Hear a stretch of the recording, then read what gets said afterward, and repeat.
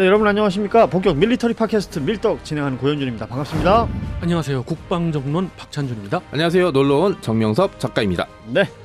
자, 오늘 저희가 이야기할 것 역시 이제 우크라이나 전쟁 관련한 여러 가지 뉴스들 중에 F-16. 오, 나 보고 오 했어요. 네. 이거는 뭐 굉장히 큰 어떤 사건이 될 수 있겠다라는 생각이 들었는데, 우크라이나의 F-16 지원이 뭐 급물살 탄다. 여기에 대해서 러시아는 굉장히 강하게 반발하고 있다. 뭐 이런 뉴스들이 지금 막 나온단 말이에요. 이거 현실 가능성은 일단 어느 정도로 보십니까? 현실 가능성은 거의 저는 90% 이상으로 보고 90% 이상. 예. 저도 뭐 시기 문제, 그다음 훈련하고 투입하는 게 언제인지가 문제지 선은 넘었다고 생각하고 있습니다. 결과적으로 F-16이 이제 등장할 거다. 네. 라고 본다면 그 타이밍도 사실은 되게 중요하게 봐야 될 부분들이 있을 것 같아요. 바이든 대통령이 뭐 한번 이야기를 했죠. 예. 앞에 나와 있던 기자 중에 한 사람이 뭐 이게 좀 한 오래된 이야기입니다. 예. 기자 중에 한 사람이 이제 F-16 질문을 지원했느냐 했죠. 그때 한 마디 딱 했죠. No 이러더라고요. 당시에는. 뭐 아주 확연하게 no라고 얘기했습니다. 그때 저는 느꼈던 게 저 얘기는 할 수도 있겠다는 생각이 든다라는 게 참 웃겨요. 정치인들의 답을 들으면서 우리는 왜 고지고대로 못 듣는 것일까?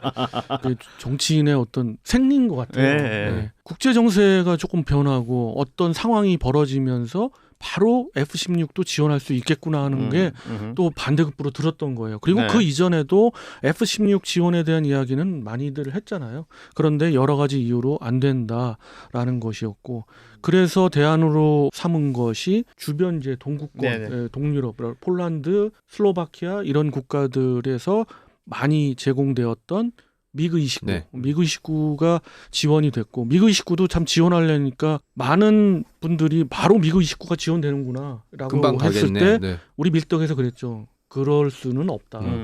몇 개월이 건다, 수개월이 걸린다 했는데 역시 예상대로 수개월 이상이 걸렸었어요.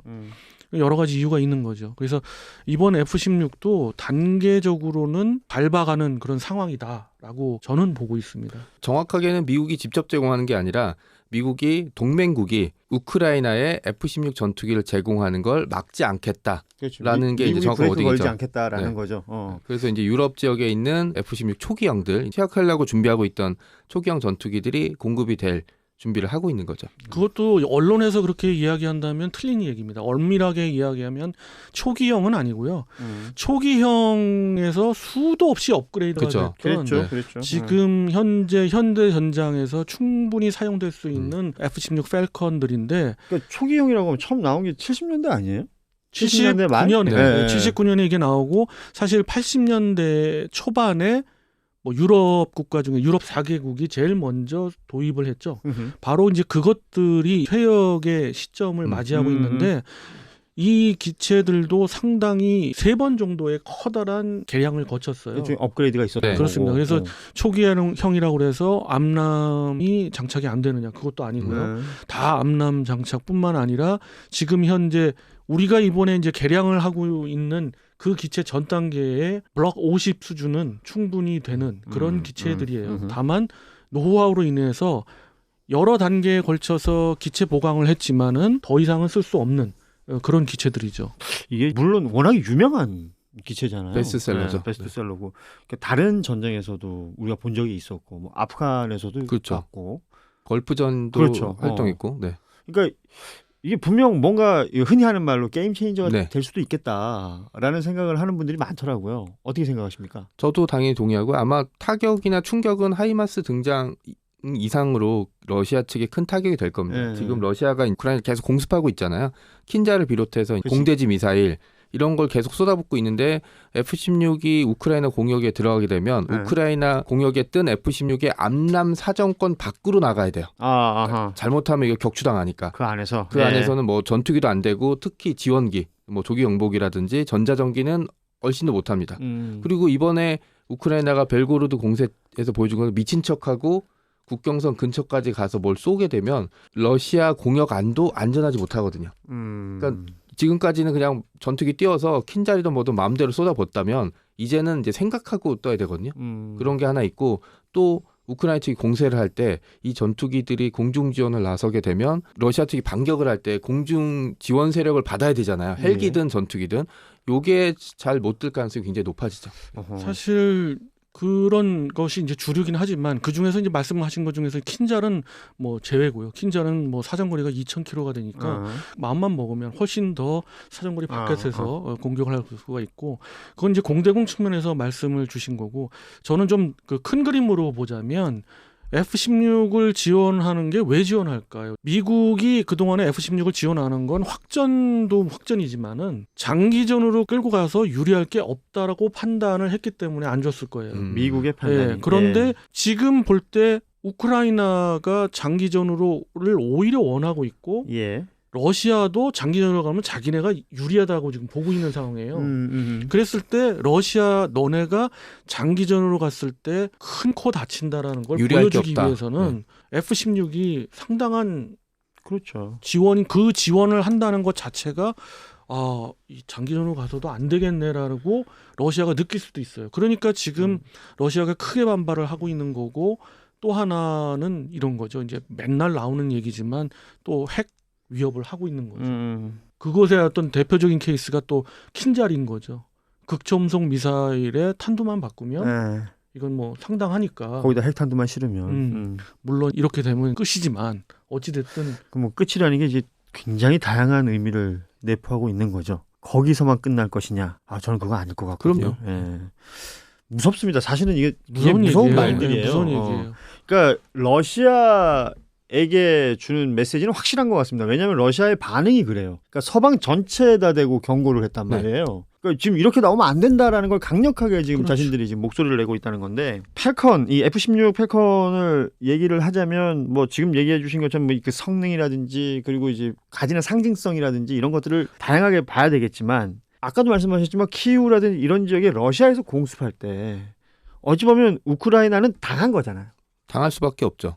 그러면 지금 우크라이나가 F-16이 딱 생겼어요. 네. 러시아로 갈까요? 아니요. 가지는 않아요? 네, 절대 가지는 않을 것 같습니다. 아마 넘겨주는 조건으로 우크라이나 내에서만 작전할 수 있게 조건을 걸겠죠. 이게 굉장히 정치적인 의미가 있는 게 미국 같은 경우는 동맹국의 급을 나누거든요.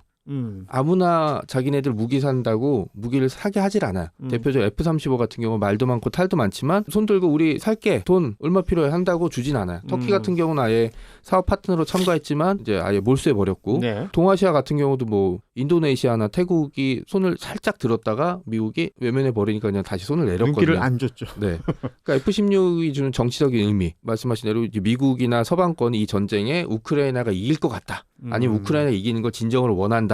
라는 메시지를 하나 보내주는 게 되게 크죠. 대만 같은 경우가 대표적인데 대만 암람 사놓고 제대로 못 받았어요. 하와이에 쌓아놓고 사격훈련도 하와이 가서 하다가 한 몇십 년 지난 다음에나 받았거든요. 그거는 어떻게 보면 미국이 대만을 바라보는 시선이 정확히 나온 거고 거기 뭐 또 여러 가지 영향들이 중국과의 관계라든지 이런 것들도 있었을 테고 F-16을 줄 때 조건들을 많이 걸고 있어요. 대표 케이스를 많이 말씀 주셨는데 또 하나 덧붙인다면은 파키스탄 같은 경우 파키스탄에 F-16을 줘도 어느 공역 이상으로 갈지 못하게끔 A 공군기지에서만 운용해라라고는 그런 조건들을 주죠. 만약 이런 것들을 배경에 두고 F-16을 지원할 때 어떤 조건이 붙는가라고 봤을 때는 절대 러시아 영공으로 들어가지 말라는 조건이 있을 거고요. 또 하나는 F-16이라 하더라도 미국이 운용했던 기체는 줄 수가 없습니다. 그거는 한 다리 건너. 그렇기도 하고요. 능력이 안 돼요. 기술적으로 기술도 안 된다. 983대의 지금 현재 미 공군과 미 공군 예비군 그리고 주방위군 공군이 운영하고 있는 팰컨들은 줄 수가 없어요. 완전히 편제되어 있고 미국을 위해서만 해야 되고 그렇게 되면 확전이니까 진짜 미국이 참전하는 모양새가 된다는 거죠. 그거 아니고 기체들을 보면은 144대 정도가 알막이라고 하죠. 그 애리조나의 사막 보관되어 있는데 그 보관이라는 표현이 맞아요? 누구는 방치라 그러던데? 아닙니다. 러시아는 방치가 맞죠. 러시아의 수만 대의 전차들 지금 다 쓸 수가 없잖아요. 방치죠. 고철 덩어리인데 이거는 완전히 스크랩 처리를 하고 제대로 관리가 돼 있는. 그렇습니다. 항원 항습 다 하고 있고 제가 직접 가서 투어도 하고 눈으로도 봤으니까요. 봤다는 사람 못 이겨요. 봤다는 사람 못 이겨요. 우리 못 봤잖아. 그렇죠. 너무 광활한 지역에 있기 때문에 버스로 한참을 한참을. 예, 봐도 다 못 봐요. 진짜 어마어마한데 거기에 지금 가용할 수 있는 F-16 팰컨이 144대입니다. 그러나 이 팰컨 그거를 갖다가 준비하고 뭐 하려면 더 많은 시간이 걸려요. 그래서 미루어 예측컨대는 앞서 말씀 주셨지만 서유럽에 네. 가 있던 이제 퇴역이 임박했거나 지금 노르웨이 같은 경우는 52대를 전부 다 퇴역해서 보관 처리하고 있거든요. 예, 처리해놓고 있거든요. 그것을 그대로 이제 받는 거고 우크라이나의 지금 공군력 규모로도 맥스 40대 이상 받을 수 없을 거예요. 예, 그런 조종사 훈련이랄지 그렇죠. 준다 재원이랄지 하더라도. 그럼요. 예. 저 같은 사람을 갑자기 너 F-16 조종사 어떻게 시켜요? 예, 어렵죠. 그러니까 이런 것들이 있고요. 그래서 이게 언론에서 그런 얘기들을 잘 안 하지만은 그런 것 때문에 아주 최소로 봤을 때 6개월입니다. 그래서 이거는 우크라이나전이 장기전으로 갔을 때라도 너네 러시아가 함부로 승전을 장담할 네. 수 없다. 승리를 장담할 수 없다는 시그널을 주기 위해서 이건 이런 거네요. 지원하는 거예요. 러시아에 주는 메시지. 니들이 알던 우크라이나가 아니다. 예. 처음에 러시아가 막 쏟아 부을 때 우크라이나, 그러니까 러시아가 생각했던 우크라이나가 있을 거 아니에요. 근데 이 뒤에 서방, 뭐 미국이라든지 서방의 형아들이 있는 거지. 그러니까 형아들이 계속 지금 뭔가 메시지를 계속 준다고 네. 봤을 때 처음에 아까도 말씀하셨지만 바이든은 노 했었어요. 그리고 젤렌스키는 초창기부터 계속 이 얘기를 했었단 말이에요. 근데 지금에 와서 이게 지금 뭔가 성사되는 분위기 아닙니까? 그렇죠. 그러면 요 타이밍은 뭐라고 보시는 거예요? 이 타이밍에서는 줘도 된다는 게 물밑으로 작업이 진행 중이었었거든요. 네. 일단 언론 보도로 나온 거는 우크라이나 조종사를 한번 F-16 훈련 테스트를 한번 해봤어요. 이게 몇 개월 걸리나를 본 거예요. 아하. 분명히 이 정도 기간이면은 이 정도 숙련이 되는구나. 네. 그러니까 판단했고요. 속성방 같은 걸 따로 네, 운영을 네. 했다는 그렇습니다. 거예요. 판단했고 노르웨이가 일단 퇴역한 기체들이 있다는 것은 미리 이제 알고 있었을 예, 거고요. 예. 노르웨이를 포함해서 앞으로도 줄 기체들이 많을 거예요. 제가 추정컨대는 노르웨이 공군하고 네덜란드 공군일 네, 겁니다. 맞습니다. 네덜란드 공군에서 아마 제공을 할 텐데 특히 이런 국가들의 그 시뮬레이션 돼 있는 그런 훈련 프로그램들이 그대로 거의 미 공군과 대등한 프로그램들이 있거든요. 그러니까 속성으로 빨리 뭐 어디 뭐 미국으로 보내서 훈련시키지 않아도 빠르게 갈 수가 있고 상황이 이렇게 되다 보니 그런 것들에 대한 계산들이 물밑으로 네. 계속 진행이 되고 그럼요. 있었고 네. 그리고 또 하나 상징적인 게 이제 이걸 발표 타이밍만 남았는데 언제 하는 게 제일 좋을까? G7 뭐 히로시마에 모인 것도 어떤 의미가 있습니다만은 히로시마에 모인 G7에서 뭐 젤렌스키를 전격 초청을 등장했죠. 해서, 네. 이게 다 어떻게 보면 쇼죠. 네. 쇼인데 뭐 사전에 얘기가 다 돼 있어. 얘기가 된 건데 그리고 난 젤렌스키 비행기에서 내릴 때 이미 네. 항상 그 젤렌스키가 보여주고 있는 그 복장 있잖아요. 그러니까 지금 막 전장에서 온 사람처럼 네, 내리잖아요. 카키색. 예. 네. 뭐 좋아요. 뭐 여러 가지 F-16이라는 기체가 워낙에 베스트셀러고 많은 사람들이 뭐 대단하다라고 얘기하고 있는 건데 자 러시아는 지금 어떤 상황일까 이 생각을 해야 될 것 같아요. 계산이 굉장히 복잡해질 것 같아요. 이게 공격을 해서 3일 컷 계속 생각하고 있었고 그렇지. 그 우크라이나 어떻게 요리할까 막 생각하고 승전 퍼레이드 어디서 하지 요 생각하고 있다가 지금 2년째 넘어가고 있거든요. 그다음에 이제 서방권의 전투기가 들어갔다는 얘기는 서방에서 우크라이나 쪽에 패를 더 하나 던진 거죠. 이쪽에 더 투자한다는 의미로 보게 돼서 러시아 입장에서는 곧 조만간 또 우크라이나 공세를 할 거라고 계속 얘기하고 있었고 여기서는 공세 타이밍을 어떻게 잡아야 되느냐도 있지만 벨고로드 공세까지 엮이게 되면 가장 공세를 막는 가장 좋은 건 또 공세거든요.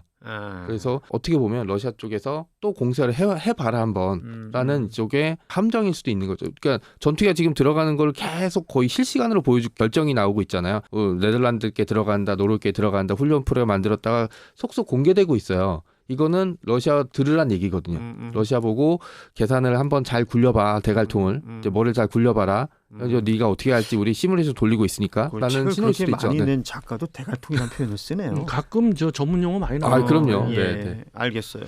그러니까 러시아는 머리가 복잡할 것 같습니다. 네, 제가 보는 러시아는 일단 F-16을 어떻게 활용할 거라는 걸 알기 때문에 그런 고민이 있을 것 같아요. 전쟁 상황을 본다면 일단 아주 멀리 떨어진 후방도 타격이 가능할 거다라는 거예요. 그렇죠. 케르치 대교 같은 경우가 대표적인 케이스인데 거기를 끊으면 크림반도에서 들어오는 보급은 완전히 이제 막히게 되는데 한 번 끊겼죠. 그렇지만 그것이 이제 어느 순간 복구가 돼서 이제 완공이 됐어요. 다시. 그래도 불구하고 아직까지 보급을 안고 있는 거는 언젠가 또 공격을 당할 수도 있다라는 러시아의 우려 때문에 다른 쪽 보급 루트를 보고 있는 건데 그러니까 다리라는 건 항상 그런 위험 부담이 있는 거죠. 그렇습니다. 예. 이렇게 하이마스하고는 비교가 안 될 정도의 거리를 타격할 수가 있거든요. F-16으로. 그리고 F-16이 멀티롤 기체의 대표적인 기체이면서 동시에 하이테크전, 지금의 현대전에서도 정말 써먹을 수 있고 유지보수 상당히 유리한 기체. 언론에서는 3,000대 3,000대 자꾸 그러십니다만 정확하게 얘기하면 2,184대가 현재 날고 있어요. 이 얘기는 현재 전 세계의 전투기 날아다니고 운용하고 있는 전투기 중에서 15%를 차지하는 게 예. F-16이에요. 이 단일 기종으로 그 2위가 2배도 넘어요. 2위에 2배도 넘는 기체를 지금 운용하고 있어요. 그러니까 얼마나 유지보수도 좋고 이런 기체이거든요. 그렇기 때문에 우크라이나 공군 입장에서 이것을 활용한다는 거 했을 때 엄청난 득이 있는 거죠. 예를 들어서 키이우의 반공 작전에도 활용할 수 있고 대표적으로 공세 방향을 넓힐 수 있는 게 우리가 공세를 여러 군데 예측하고 있지만 헤르손에서 크림반도로 가는 쪽은 잘 예측하지 않는 게 강폭이 너무 넓어서 예. 그렇거든요. 부교를 놓을 기술도 없고 부교를 놨다가도 공격을 당할 수 있으니까. 만약에 그 지역의 국지 반공권을 우크라이나가 F-16을 동원해서 장악하면 부교를 놓고 공세를 할 수 있는 가능성이 높아지는 거죠. 실제 예. 가드 역할도 되겠군요. 그리고 또 하나는 정밀 유도 무기를 그쵸. 장착을 아주 자유롭게 할 수 있는 공대지 임무에 특화된 팔컨이기 때문에 아니, 몹시 활용도가 높죠. 그렇습니다. 예. 그래서 이 부분에 있어서 우크라이나는 상당한 천군만마를 얻을 건데 문제는 아무리 빨라도 6개월이니까 네. 뭐 러시아 입장에서 본다면은 1년 안에 전쟁을 끝내야 되는구나. 전쟁 우리가 질 수도 네. 있겠다라는 재래식전으로 질 수도 있겠다는 생각을 가질 수도 있을 거예요. 치고받고 싸워서 끝나는 전쟁은 이제 어디 한 곳이 분명히 져야 되는 거 아니에요. 맞습니다. 예. 그렇기 때문에 지금 그 물밑으로 이어지고 있는 뭐 여러 가지 협상이라든지 대화라든지 이런 것들에 또 주목하는 사람들도 있는 것이고 그런 것들이 이루어지고 있는지도 궁금한데 그냥 짧게 끝으로 이러한 상황을 보면서 우리가 좀 생각해야 될 건 뭘까요? 예를 들면 뭐 자주국방에 있어서의 공군력 이런 것들까지 연결될 수도 있을 것 같은데요. 저는 이렇게 봅니다. 우크라이나의 가장 큰 패착은 그 많던 보관돼 있던 전투기를 다 쓸 수도 없어요. 수백 대가 있었거든요. 네. 우크라이나가 분리됐을 때만 해도. 네네. 그런데 그것들을 전부 보관 처리를 하는 것도 잘 했으면 모르는데 그렇죠. 이런 상황에서 대비가 안 된 거죠. 그러니까 첫째도 둘째도 일단 국방 정론입니다. 저는 예. 일단 국방이라는 건 기본이다라는 걸 너무도 다시 한번 뼈저리게 느낄 수 있는 거예요. 이걸 통해서. 그래서 지금 당장 필요한 게 개전 때부터 필요했던 게 F-16 같은 멀티롤 전투기 공군력이었는데 그게 없으니 이렇게 끌었던 거고 천신만고 끝에 지금 이런 전장 상황을 만들었음에도 불구하고 남한테 구걸해야 되는 입장인 거고 남이 어떻게 결정하느냐에 따라서 좌지우지돼 버리잖아요. 예. 이게 가장 큰 것 같아요. 내 운명이 남의 손에 걸려 있다는 건 비참한 게 없고요. 우크라이나가 제발 한 대만 주세요 했던 그 F-16을 우리는 160대 넘게 가지고 있어요. 우리도 처음에 F-16이 없었죠. 그리고 한 대씩 들여오고 없는 돈 들여서 하고 자체 개발하고 그리고 지금은 F-16보다 더 좋은 전투기를 우리 손으로 만들어내고 있습니다. 이게 우리가 만들어낼 수 있는 가장 큰 방어 무기인 셈인 거죠. 그 지금 뭐 F-16 도입되면 뭐 이렇게 된다 저렇게 된다 러시아는 지금 아주 그냥 뭐 머릿속이 복잡할 거다 얘기했지만 그런기 위해서 시간을 너무 많이 지체해버렸고 엄청나게 많은 사람이 죽거나 너무 다쳤죠. 많은 인명피해가 있었죠. 이런 것들이 또 우리가 생각해 봐야 될 부분이 아닌가 싶습니다. 자, 밀떡 오늘은 여기서 마무리하겠습니다. 여러분 다음 시간에 뵙겠습니다. 고맙습니다. 안녕. 안녕히 계세요.